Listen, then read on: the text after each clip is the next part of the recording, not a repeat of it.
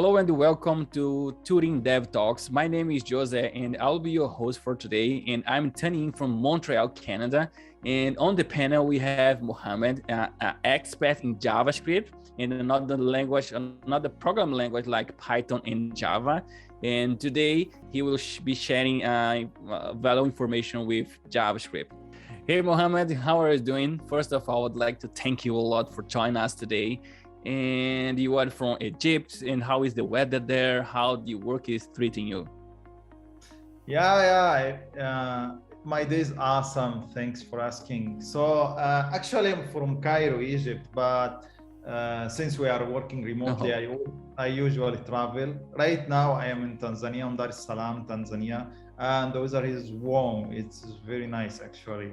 Okay, great. Yeah, I would like to travel like you. So I have two kids. I have to base in a country and stay there. I cannot. Yeah, they had to go to school every day, and I take them to school. That's one thing good to work remotely, because I take them to school every morning, and I in the afternoon I get them. So then I go back to my work. Great. Yes. Whether you have a family or you don't have a family, remote job is awesome, actually. Yeah. So. All right, so I would like to get started this asking you to introduce yourself, okay, and tell me a little bit about your experience, what kind of project have you been done, what kind of feature have you been done. I would like to share everything. Yeah, sure. So I have been working as a software engineer for the last 13 years now. And I was actually writing code before that, since I was high school. Great. This is when I started to write code. And I really loved write code, actually. And during these 13 years, I have been working with many technologies and several projects. But the top language which I use was JavaScript. And maybe you can say number two is Java. I used as well in many projects. Mm-hmm. Yeah, I don't know anything about Java. It's kind of like not used as before nowadays. JavaScript is actually dominating a lot. Okay, great. And can you tell us what is JavaScript? What is JavaScript? JavaScript, it's a programming language at the moment. They call it a scripting language, but personally, I prefer to say it become a programming language. It is fully featured, especially after introducing nodes. You can use it in the front end, you can use it at the back end, you can even use it on the mobile. It still have limited on the in the features it's providing, but I am sure that it's moving toward adding more and more features, and it will be similar to Java, similar to Go, similar to C++, very soon, But the area which JavaScript is strong at is the browser. JavaScript is very strong when you are dealing with the web, with the browser. It has a lot of support, a huge community, lot of libraries you can use. So that's why they like to use JavaScript. Add-on, it is very easy to learn JavaScript. It's not a difficult one. You have almost like very little restrictions. So it is easy to learn if you are starting to write code. And like you can take that as your primary language, right? So you can start, if you don't know anything about coding, you can start with JavaScript. Is that a good idea?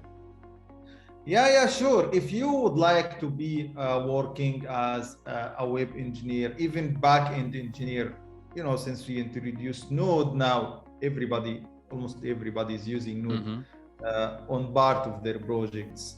So you can start with it. People actually recommend to use Python, but personally, I don't recommend to start with Python. JavaScript is much more easier. And if you are targeting to work in the web, then JavaScript is your language. All right. So what do you think about TypeScript in JavaScript? So TypeScript is very powerful tool, actually. You will not know the value for TypeScript if you do not try to write JavaScript at the beginning. And you see in production how the code is buggy, have issues because of null, and the types are not known. So you have a lot of undefined issues, especially undefined and nulls. TypeScript solve this issue. TypeScript give you a tool so that you can constrain the code, you constrain the rules, you add the rules for the code and so on. And this is very powerful tool. It prevents having bugs. It really prevents having bugs. If you use it correctly, you will avoid a lot of issues, a lot of bugs. Yeah, and me personally, I really recommend the JavaScript with TypeScript in any project you start in. Me too, and I really agree with you, because I don't see myself work without TypeScript anymore, even for a small project. All right, but okay, so could you please give our developers a basic idea of how to use JavaScript? What's JavaScript is used for? Yeah, sure. So JavaScript started at least when I started my career, it was used mainly for web, and it was not that strong. The JavaScript engine itself, it was not that strong. Doesn't have a lot of features, but then it started to develop too much, and it became very strong on the web. And even like technology start to move more toward the server-side rendering. So they start to rely a lot on JavaScript to render the front end, to render the web pages, and this is where like the focus start too much to move toward JavaScript as a main language. And by the time they start to develop more and introducing a server-side rendering as well, and they start to move Node to introduce Node as an engine to run JavaScript on the server, so you can serve the APIs and so on. And even it go further than that, and then they use JavaScript in the mobile, so you can use JavaScript to write mobile applications. The most known frameworks is Ionic, React Native, and I had a chance to work with them. They are not that mature, but it's supported by big companies like Google, Facebook. So we expect they are moving toward that. They move the projects for React Native, for example, or Ionic to be much more mature. So I expect personally that in the future it will be the mainstream. So this is simply what's JavaScript. JavaScript means that you want to work on the web, you want to work on the back end, you want to work on the mobile. Yeah, it doesn't fit in everything, but for simple applications, for applications serve user, request reply, it will really, really help you a lot. And it's very simple to learn. Very, very simple to learn. And JavaScript is supported by Facebook and Google. Yeah. They create framework that make it even easier to work with JavaScript. All right. So you mentioned server-side rendering. For who that don't know, what is server-side rendering? So why should we use server-side rendering, and why we need server-side rendering for JavaScript? Yeah, okay. So let me explain first what is server-side rendering. So server-side rendering meaning that you are going to render a HTML page, and then you send the result for this HTML page back to the browser, instead of making all calculation at the front end side. So the reason why we are doing that, I found it is very strong when if you are using a page and you want the search engines to reach to your page. This is one of the main reasons why people they use server-side rendering. So if you are using a client-side rendering, or the rendering will be done in the browser, it will be very difficult for the search engine to reach to your website.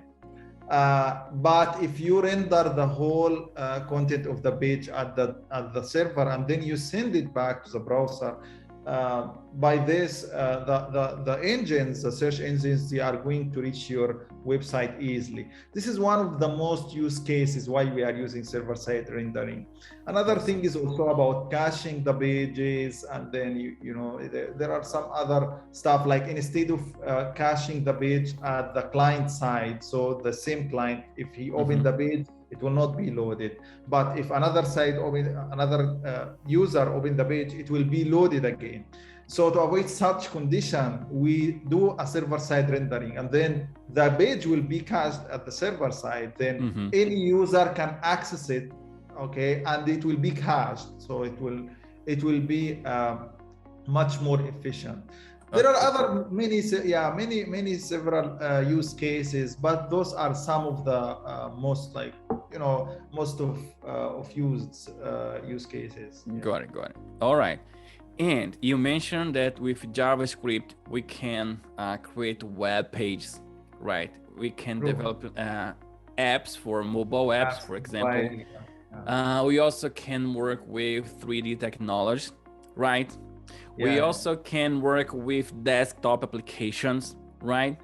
True. You can use electronic to make software using desktop applications. Use electronic, true. Yeah, that's a lot for Electron JS. Yes. Electron JS. And even for gaming, you can use JavaScript for gaming. Yes, for gaming it's awesome, and so that's a lot for learning, right? But how about jobs? Is that how many jobs do you see in the market? Is that job for everybody or not? This is a great point actually. So I will tell you, actually, if you learn JavaScript, you have a lot of options. So as you mentioned, we use it in desktop, we use it in mobile, we use it in web. So you have a lot of options, and you only one language you learn, you use it everywhere. And you have a lot of jobs, you have a lot of opportunities. So I really recommend to learn JavaScript. If you compare JavaScript with Python, for example, Python, it's not used as much in the browser, in the web, for example. It's used mostly at the back end, mostly at the data science world, but not in the web. For example, if we take Java, it's used more at the back end. They don't. There is Java, MVC, and so on, but in jobs, really, people don't like to use Java in the front end any longer. So you have a lot of opportunities. And if you ask me, during my 13 years of experience, I don't remember a project I work and we don't have JavaScript. I don't remember whether we use Python, whether we use Java or Golang or any language. JavaScript is one of our always there. It's always there. Just I'm wondering if there's any website or any project that doesn't use JavaScript nowadays. I think every JavaScript is everywhere. It's everywhere. All right, Mohamed. And what kind of resource, if you want to start with JavaScript, even if you are a Python developer or Java developer and want to start with JavaScript, where should they start? If you want one advice from me, I will tell you write code. Just open your IDE, open your laptop, open your IDE and start to write code. If you want to learn not only JavaScript, any programming language, just write code.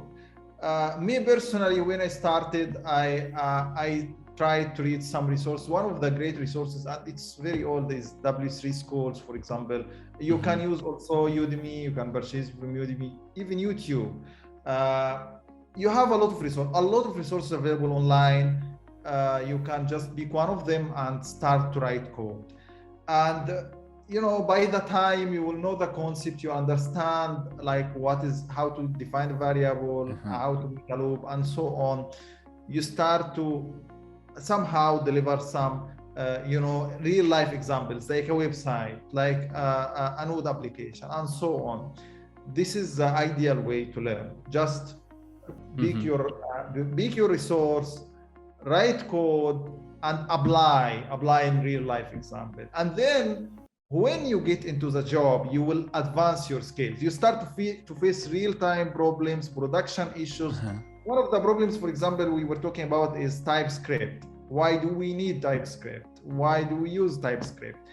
The answer is, when you write code, the answer is on real applications. When you write code and see bugs and discover that, oh, I wish I know this is a null. Okay, so this is when you will know the value for TypeScript.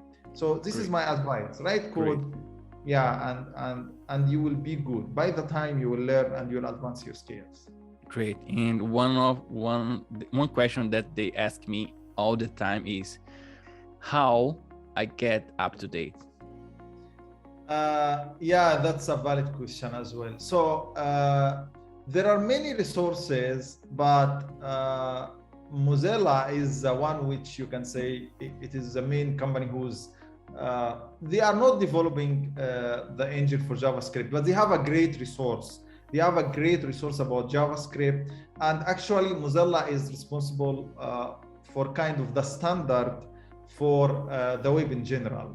So they have a great resource about JavaScript, and you can get the latest updates from Mozilla that what did they add, what is the latest JavaScript like features and so on. Yeah. All right. And should they learn JavaScript before go to a framework like Vue, Angular, React.js, or they just jump in React.js or Angular, for example, and move on? Yeah, okay. So this is a good question. Should I learn JavaScript before learning anything else? The answer is simple. Yeah, you have to do it. Why? Because all those frameworks are based on JavaScript. If you don't understand at least the core, like how to define a variable, how to create loop for loop, how to create if condition in JavaScript, it will be difficult to understand the concepts from React and Angular and any other framework. And actually, you don't only require JavaScript, but you will need to know a bit about the domain you are learning. For example, if you want to learn React, you have to know a bit about the web, a bit about like how the web page is rendered, what is HTML, what is CSS. If you would like to learn about mobile, you have to know like JavaScript plus mobile, like what is iOS, how to use at least the simulator so you can see your work. Exactly. Yeah. So you need some other support material beside JavaScript so that you can get started on other framework. Otherwise you will find it's really difficult. Like to understand React and how React is working, it's not an easy or simple concept. Especially if you are a beginner. Makes sense. Yeah. And when I started a long time ago, okay, I started with desktop application, and then I learned PHP, and it was like 16 years ago, 17 years ago, and they said, okay, don't learn PHP because PHP will die. And 16 years passed, and nowadays we have PHP is still strong nowadays, right? True. And what do you think about JavaScript? Will JavaScript die in the near future, or should we learn JavaScript, or should we not learn JavaScript? Yeah, that's a good question. You know, in technology, it's very hard to predict tomorrow. I will give example with containers. We used to have virtual machines all over, everywhere, virtual machines. And we have this idea that, okay, virtual machines are going nowhere. Nowadays, we are talking about Docker, Kubernetes, different technology. Still, we have virtual machines. That's true. But people are moving. We were talking about on-premise and on-house and data warehouses. And right now, we are talking about the cloud. Okay, so technology is moving, and it's moving very, very fast. So it's hard to predict the future. But if we look at JavaScript have a very special character that you can use JavaScript very, very, like it's very powerful with the browser. And is the browser going to die? The answer is most probably no. Okay, so JavaScript will continue if the browser continue. JavaScript open a new opportunities when they start to move to the backend. Yeah, so even if it's not used in the browser, and people, for example, let's assume that they moved to the mobile, there is no browser any longer. Yeah, again, JavaScript can use at the backend. Yeah. And let's assume that.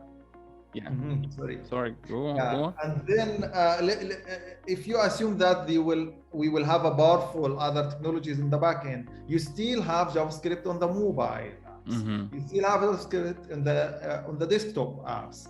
So there are a lot of of options. And especially the web, there is no like very rare compatible, very rare competitions. The competitors almost they are not there. Okay, so so from my point of view, I see the trend for JavaScript is actually going high. It's not actually dying, at least on the near future. Yeah, and honestly, I think JavaScript is here to stay as well, unless they find a better way to work with the browsers. Then, right? Yeah. And now I think that's so. I really thank you for your advice. We're come to the end. What kind of advice? What more advice can you give us about JavaScript? Again, I will get back to the learning side. Write code. The more you write code, the more you solve problems, and the more you jump in. Don't avoid hard problems. Don't solve them. Search and solve them.